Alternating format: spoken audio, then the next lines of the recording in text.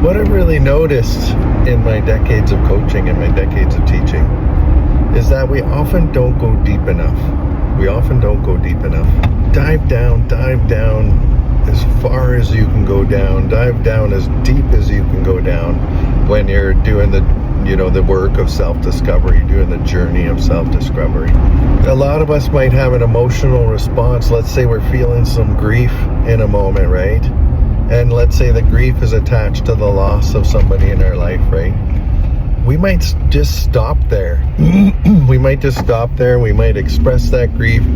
A lot of the times we might hold it back for whatever reason, because we shouldn't be getting too emotional. We shouldn't be inconveniencing other people, or whatever it is, whatever the reasons are for why we might hold back on our emotional expression, on the full release of our emotional expression. Like in the case of grief, it's like, let it take you over. I always coach and I always recommend that people let their emotional states take them over. A lot of people are afraid of that because they feel they're afraid of their own emotional expression. They're afraid of how it might impact the world around them. It's like allowing yourself to fully express an emotion doesn't mean that you need to take it out, express that at or on other people. That's not what I'm suggesting. I suggest that you experience it and feel it. When you're projecting it out on other people, that's usually an attempt to create some kind of an outcome. So release all the outcomes from your emotional expression. But once you're having those, emotional expressions, grief, anger, whatever, don't just accept what's showing up on the surface, right? Like, dive deeper if you can. Dive deeper, because the deeper you go, the more that emotional expression will show you who you are, like what your values are, what it is that's actually making you feel grief, right? What it is that's actually making you feel anger beyond the obvious situation that's showing up in front of you, right? In the case of grief, sure, you can have a lot of grief of losing somebody in your life, but go deeper. There might be something deeper. I've found there's always something deeper, right?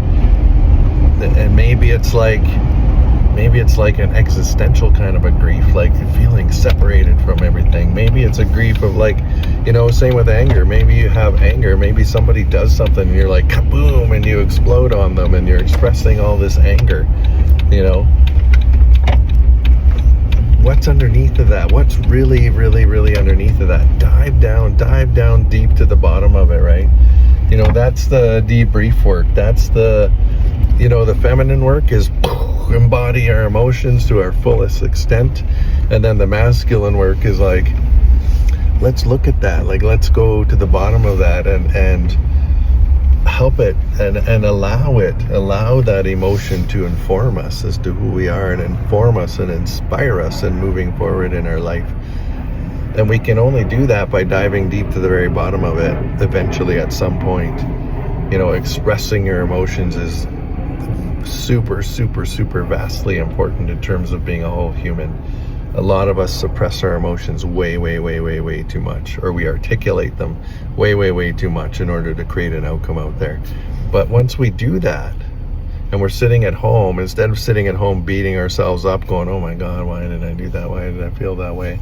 Instead of doing that, actually go down deep and ask that why. Why did I do that?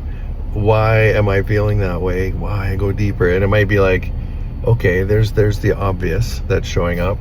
And then there might be a layer below that that's a little kind of more broader in a way. But then there'll be another layer below that, and maybe another layer below that. And eventually you might get to something that's in there that's really deep in there that you didn't know was in there.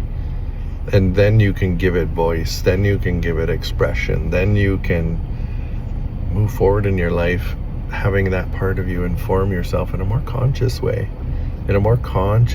So then when you're responding in a certain way, you can allow that response, allow that emotional response. But then also inside yourself going, yeah, I know this is why. This is who I am. This is who I am. And then that emotional response will not make you feel shameful. It will not make you feel like you need to hold it back, because you'll know where it's coming from. You'll know. And if it's like a place where it's like anger or something, then you can actually look at that core down at the very bottom and go, okay, and actually address it in a way where the anger isn't so explosive, you know, because you're actually honoring yourself. You're not just looking out there and going, oh my God, the world's happening to me. You're actually honoring your true self. You're actually honoring your true spirit. You're actually honoring your true emotional, you know, crystalline nature.